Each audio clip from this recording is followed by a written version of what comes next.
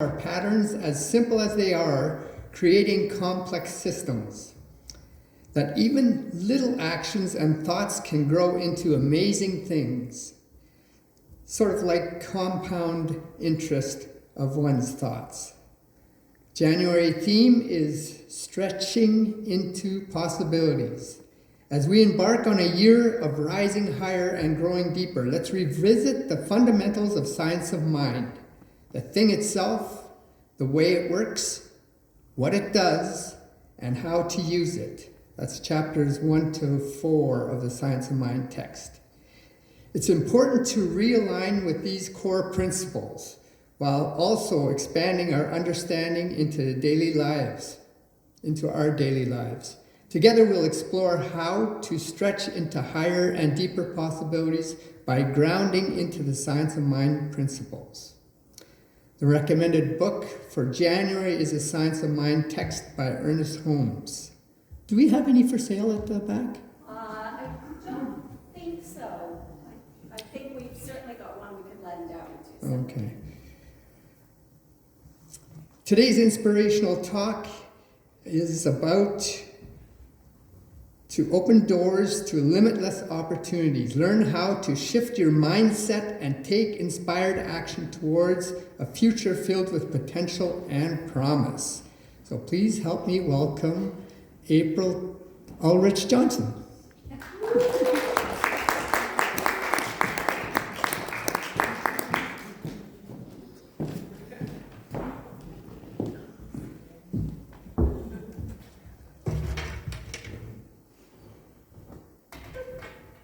So I guess some of you were probably expecting to see Steph today.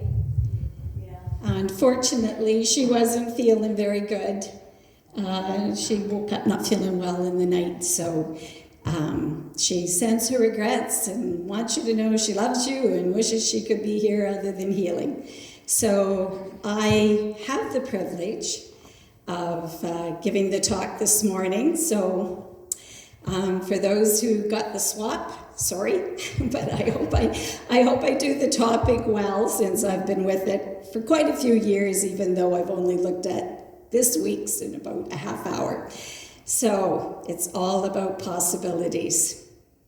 So if you were here for the meditation this morning, we went over possibilities in a heart math coherence meditation, and where we went into our heart. And we looked for those places that we could increase our ideas of what is possible in our world, what is possible in our life. And I always love this joke about this sociologist that was studying children and their attitude towards toys in different situations. And they placed kids in various rooms with different things, and he went by and saw kids in rooms with toys, and they were either playing with one or they were breaking them or they weren't even interested. They said they were boring toys. And then he went to a room that was filled with horse poop. And there was a little boy in there just having the time of his life burrowing into this horse poop. So the doctor was quite amazed by this and went into the room and said, "Wow, you're having a really good time. Can I ask what the game is?" And the little boy stopped and looked at him and kind of pushed his hair out of his face and said, "Well, I just know with this amount of horse poop, there has to be a pony in here somewhere." Possibility. He was not looking at the obstacles in his life. He was looking at the possibility of what might be. How often do we do that? How often do we wake up in the morning and say, "Wow, this day is full of possibilities. I cannot wait for my feet to hit the floor. I can't wait to get to the center, because I know that it is going to be an amazing day and it's going to be full of possibilities, and the lock is going to work and the Wi-Fi is going to work and everybody that volunteered is going to show up and the coffee's going to flow and the people are going to laugh and it's going to be wonderful." I'd love to tell you I think that every Sunday morning. I try and I catch myself. I certainly do. If I don't think that way, my consciousness has changed enough that I catch myself or I judge myself, which isn't a great thing either, because I'll say, I should know better. So I've been doing that this past week. It's been a bit of a challenging week for myself to stay on this track. So I don't think it is a coincidence that the universe lined up the opportunity for me to give this talk, even if it was last minute. This week, for those of you who know, and those of you who don't know, I went through a double lung transplant in September. And when you do that, a part of the recovery for the rest of your life, you're on pretty heavy-duty medications to keep the lungs that someone so kindly donated, or their family. And the medications do play havoc from time to time. It can depend on how you're eating or just how much rest you're getting, or just pills, right? They're just pills. So it was a really shaky week. I was having lots of trouble keeping myself from shaking. I was having trouble sleeping. I was having trouble with the food, all these lovely little issues that can come up. But usually I can get my head around it. Usually I can say, this is so you can breathe. This is so you can get up and try those hip hop moves that you've been saving on Instagram all week. And you're going to just amaze everyone in the summertime when you can do your full routine. And this is, all of these wonderful things are coming at it. I run up the stairs. I run up the stairs. I don't walk, I run. I mean, I haven't run up the stairs in 10 years. So little by little, I can usually get myself back on track, and I have a really great attitude. For some reason this week, I don't know if it was just being cold and been stuck inside for a long time, not being able to see people because of risk of people being sick, different things. I could not see the possibilities. Couldn't see them at all. So when I couldn't see the possibilities, guess what moved in to the void? Poor me. This is never going to change. Why did I do this? At least I was slow before, but I could do everything. I could see my friends. I could go to a movie. I could go to a Jets game.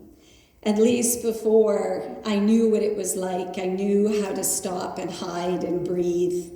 I knew how to try to catch my breath. I knew when I couldn't catch my breath that I just had to wait it out, that I just had to keep my mind on something and it would come back. I knew all those tricks. I don't know the tricks for today. I don't know the possibilities. At least I couldn't find them. That's dark. For me, that's horribly dark. Now, let's put on top of that judgment on myself for knowing this teaching, for having done this teaching, for teaching this teaching, and still suffering from separation, still turning my back to what I know is true. Why do we do this? We just suffer. So I suffered. I cried. I said this was awful. I called my sister, said I'm having a full-on panic attack. I'm supposed to write my thank you notes. I don't want to write my thank you notes. Everybody says, oh, you just must feel fantastic. Don't feel fantastic, you feel shaky and stinky and all that stuff. And I should know better, which makes it worse, makes it so much worse. So, like I do on these situations, I go looking for inspiration. And I go on and I go looking for someone to open that door for me, to tell me some truth that I can catch on to and start wonking away these thoughts, because they're not reality. It's not true. I have a future. There's tons of possibilities. I just didn't have access to seeing them. Has anybody ever gone through this? Yeah. So it was interesting. I heard Martha Beck talking on, and for those who don't, she's a sociologist. She's also a life coach for Oprah Winfrey, and she was talking about the rate of suicide And so any of you, if this is a trigger, please, I'll have the suicide hotline number if you want it at the back. I'm not going on about this, but I even know the mention of it, and for those online, it can be triggering. But she was saying that the idea of suicide is when the future we create in our head, the thoughts we create in our head about the future are so terrible that we decide dying right now is better. Like, think about that. It's a world we're creating. It doesn't exist. Yet we can make it so horrible in our own minds that dying right now is better than the possibility of that coming in. So you think about things you've been through in your life and you've overcome them. Amazing things that people had told me when I was 18, I would have panicked completely out about. You're going to lose your house in a flood. You're going to have 2 trees go through your new house.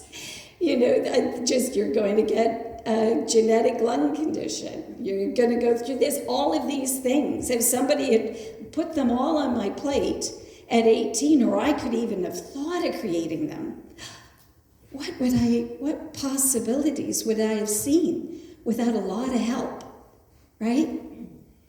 But thank goodness I did have people that I didn't know these things, and I don't know what the future is going to be. I don't know what my possibilities are, but I know I can create them. There's one thing this teaching has taught me, above all, is you get your head in the right place, you practice this law, it will work. It will work. That's why it's called a law. So, you focus on something, you state it as if it is, and you do everything you can to see that as done, here and now. Affirmations are difficult, and we've spoken about them before, so for those who aren't familiar with affirmations, they are about stating something in the now that has occurred, even though it hasn't. But the trick of them is you have to get the feeling. You have to have that feeling, because if not, the body's going to reject the affirmation. Now, there is the thing of osmosis, and for those of you of osmosis, it's being in something so long you absorb it, right? Sort of like the lavender salts in your bathtub. You stay in there that 15 minutes, you're going to soak it in.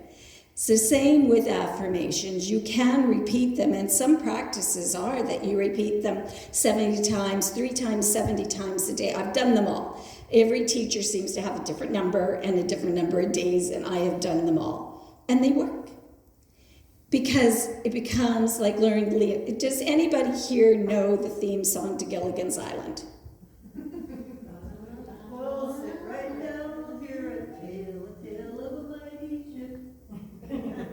Perfect. Did you set out to learn that, Candace? Was that something you sat down and tried to learn? No. So it's most, you listen to it. Spider-Man. I have Spider-Man stuck in my head. Does whatever a spider can, spins web, and he says, just to see. So like, why? Why do we? But we do. So this shows that this works. It shows that repetition, the brain will take it in. The brain will start. So, what do you think your subconscious would do with you staring in that mirror and going, I am stunning. I am an amazing gift to this world. I am accomplished. I am abundant. I can go out today and buy whatever my heart desires. I can go out today, I'm going to go out today, and the love of my life is going to be right around me. I'm going to run right into them. Whatever it is, today I'm going to create a work of art that's going to make the Mona Lisa look like nothing. How would it feel if we kept doing that every day? What would the possibilities be? What would come about for us? The law says, once that's in the subconscious and we remove all blocks and we keep that belief, it's going to happen. So I don't know how many of you know the story of Jim Carrey, the comedian. and who I always thought should have won the Oscar for The Grinch, because I think it's still one of the most amazing acting things I've ever seen. And Jim Carrey, Canadian, and I think it was 1997, he was really struggling to, I think it was 97, I think I have it written down. What year was it? In the late 80s, excuse me. So in the late 80s, he was struggling as a comedian. He was doing stand-up, wasn't really getting anywhere. He was kind of wondering about quitting. He was used to adversity. At one time, his family lived in their car. So this guy knew how to handle hardship and obstacles. But he was finding this really hard, that he wasn't really moving anywhere. So he really believed in the law. He believed in set an intention, keep saying it, move in that direction, don't think anything else, and it'll come true. So he wrote himself a check for $10 million, and I think he gave himself 10 years. Thanksgiving, 10 years, I don't know whether it was Canadian or American Thanksgiving, I'm going to go with Canadian, that he could cash that check on. And he struggled for a few more years, but he kept doing everything he could. In fact, a lot of comedians that talked about him said that he would come on when they had open mic, and he would try the most absurd thing. He had no fear. He just went for it. And they said it was amazing to watch. But from a lot of those times where he was booed off the stage, or people just said, "You're nuts," or whatever, he honed those characters that later on people would come to love. And when he landed, I think it was in 97, he landed Ace Ventura, Dumb and Dumber, and I think there was one other that year. I can't.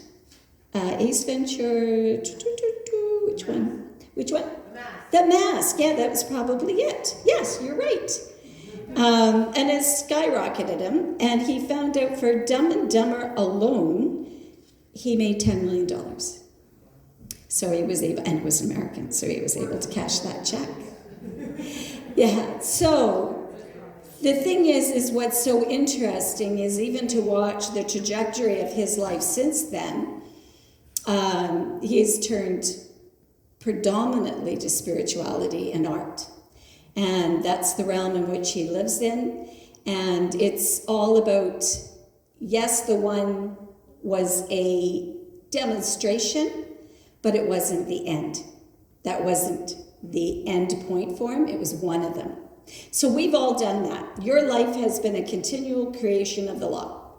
So everything in your life right now, you have because of your beliefs. And everything you don't have is because of your beliefs. And that sometimes can be a really hard thing to swallow, because sometimes we're not aware of what we don't know. So we might go around saying, yeah, absolutely, I'm entitled to abundance. I'm entitled to a home in, on the coast of Wicklow, in Ireland, where I can have my family over for Christmas and have a John Denver look-alike singer perform for them, whatever it is, right? Whatever that dream is. Or when you say it, do you believe it? Like, are you just giving it lip service? And as we said, you can repeat and repeat and repeat, or you can get that feeling of deserving. You can look for the possibilities, not the obstacles. So I used to carry a little notepad, and I think I'm going to go back to this because I obviously need to use my own tools in order to help myself through this period and start getting my possibilities back out there. I used to carry a little notepad, and when something really kind happened to me, someone was kind, or someone said something nice, or, I ordered a dessert for the first time and they gave me extra whipped cream and told me about it, gave you a little extra whipped cream. I remember going to Stella's one time for breakfast, and the waitress gave me my breakfast. I was there with a girlfriend, so that was a little awkward, but she said, "You had such a great smile, we all decided to comp your breakfast." Yeah, it's lovely. I've never had that happen before. My girlfriend's like, "Well, I guess I should smile more when we go out." Anyway, but it's the interesting thing is I used to write them down. I used to instantly write them down in my little thing and stick it back in my purse. And I did that as a reminder to myself. I'd pull it out at the end of the night and I would read it. Or days where I couldn't see possibilities, I would pull it out and read it. So that's a little tool that I use, and I think it's fabulous because it gets my mind into that world of possibilities where people do give you a free breakfast, or you get a little extra whipped cream on your dessert, or your husband runs out to fill the car with gas and shows up home with a big chocolate bar that you didn't ask for, but you were really, really appreciative of. Or whatever it may be. It helps with things like, I sit down to take those pills, and now I say, this one is going to make me stunning, and I take the next one, I say, this one's going to remove all the negative people from my life. I make up things for the pills. I look for possibilities in them instead of thinking, oh, no, I'm going to take this, now I'm going to shake for 4 hours. Or I'm going to take this, and I'm going to be up till 3 in the morning. Whatever it is, I change the narrative. Is it true? Maybe not in reality. Is it true for me? Absolutely. Because I'm changing it from obstacles to possibilities. Then I can start to see what is possible for me, what I might be able to do. And it's been tough when you haven't done things for years, and I'm watching the people skate down the river in front of our place, and I thought, I'm going to go get my skate sharpened. I'm heading down to that ice. I'm going to do it. And I am going to do it this week, and I am going to tell you about it. Because I don't see the obstacle anymore. I'm not saying, I have to worry about if I fall, my sternum's not healed, or what if, I can't do it. Letting that go. If I go 20 feet, it's 20 feet further than I've gone in 8 years. So I'm a winner. So what can you try and just do a little bit more? What can you open your mind to for possibilities? Is it for a family member that you gave up on? That thinking they're never going to do this, can you hold a different consciousness of them? Is there something in your home that you've been wanting to do that's been just not done? It's just been left for so long and you've just learned to live with it. Can you see the possibility of that being fixed and not having to deal with it anymore? Can you see that possibility? What if you've been alone for a while? Or you're lonely? Can you see the possibility this week of phoning someone and saying, hey, how about a movie? Or how about a walk? Or how about a coffee? Or how about you join me at the center this weekend? I think you'd love it. Anything like that, once we start to open the door to things that we maybe didn't think were possible, it starts flowing. It just starts moving. Sorry for the looking here, but there was this really wonderful quote. When you focus on the good gets better. And that's by Abraham Hicks. And Abraham is very much one that is about the focus is on the positive. Try not and allow the negative in. And that can be good. And at times, though, you have to acknowledge that you're going through something in order to find the opposite or find the different direction out, right? If we're not paying attention to what we're feeling, and that's why we do that moment at the beginning of the service, when we stop and we say, what am I feeling right now? So just do it again now. What am I feeling? What is the emotion? Am I curious? Am I bored? Am I anticipatory? Am I excited? Am I inspired? Am I thinking about my grocery list and I'm not thrilled about the chores I gotta do? Whatever it is, just take a moment to see how that makes you feel when you think about those things, right? Sunday supper. Is it fun, or is it an obligation, or is it just a chore? See how you feel. It's really important we know where we're at, because that's how we can set an intention to get where we want to be, right? This morning when I got the email from Steph that she couldn't make it, and I'm just like, oh my goodness, I didn't even think to prepare in case this scenario would happen, because she's so great at showing up for these things. And then I thought, well, there's no way. I'm going to have to find a recording or do something. And then I stopped and I said, what's the obstacles here? It's not like you've never talked before. It's not like you don't know the program. It's not that you don't know the law. So put into practice, April. Put the service topic into practice. Do the work. And that's what we do. Once we find out what the issue is, what the feeling is, we get to say, I'm not going to look for why I can't do it. I'm going to look for why I can. So does anybody have something that they've been thinking of doing and they just can't quite see the possibility of it yet? The opportunities? Or yeah? Well, I would go somewhere warm right now. Yeah? I have like 9 days off, so if I could just like go. If you could go, you're going to go. So we look for ways, right? I had a little sister that really wanted to go to Mexico, and I think I've said this, and it was years ago, with little kids. She had 3 little kids running around, and she was saying, I'd really love to go to Mexico. And I said, do it. And she said, well, we can't. We've got this payment and that payment, and we've got to pay for this, and there's just no way, and how can I get off work, and how can my husband get off work? And I said, pick a trip, make it work. Do whatever you can, but you have to have that in which you want in front of you.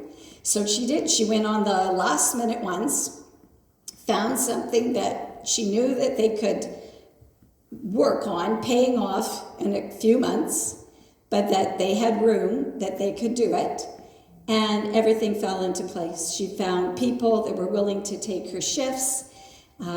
He had time, he could take off work for saving up, and there were people ready to take care of the kids for them, and they went.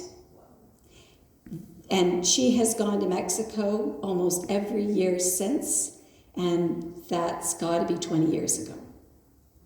So it just shows you, right, that there was nothing blocking her. Spirit was totally ready to let her go to Mexico. It had its sombrero on. Universe was like the maracas were going all around her, and she couldn't hear them. She couldn't see them, right? But once she saw the possibility, she's like doing the maracas. I'm getting pictures from Mexico every year. She got married down there. One of her children got married down there. I mean, Mexico's like a second home for them. So how fabulous. So what's your Mexico, right? I have to see myself doing those things at the Jets game, preferably in a box, with all the paraphernalia, having a great time, or at concerts. I can't wait to get back to live music. Folk Fest, so going this year. I'm going all 4 days. I'm buying my ticket.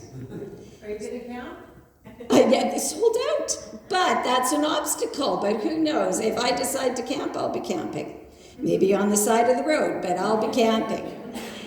But that's the choice, isn't it? We have to choose, and then we go. And now I've obviously spoken way longer than I was supposed to, so I'm just going to emphasize that we are going to have a workshop next week after potluck, and it's going to be focusing on tools and exercises for the new 2025 U. So it goes with everything we've learned in January. So some of the things that we've just all kind of glazed on will be a little bit more in depth for those of you that are really anxious to take this commitment and start removing those obstacles. And it's, that I'm doing it on a pay what you feel it's worth scenario as a workshop, and 60 or 40% goes to the center. So I'm just going to end on one quote. Don't let others' opinions drown your own inner voice. And that's by Jay Shetty. And the reason I end with that is sometimes when you pick these dreams, when you pick these goals, sometimes it's best to keep them to ourselves. Because if we can deal with the obstacles, that's enough. We don't need the other obstacles that people worried about us will throw out, right? Like, do you really think you should miss work and go to Mexico? Because what if somebody else does a better job of you and they get up there and they do a talk and they woo everybody and nobody wants you back? Right? We all have these things that run through our minds, and someone else tells us, it can be a double whammy. So sometimes I think when we're trying to make change, when we're trying to have that goal, that new possibility, sometimes it's good just to keep it quiet until you get on solid footing. And it's sort of like our talk, rise higher, grow deeper. And the growing deeper is anchoring yourself, making sure you're on solid ground before you invite someone onto your teeter-totter with you that might throw off where you're at, unless it's a very trusted person or a practitioner. We're really good too. Anyway, thank you very much. Have a great week.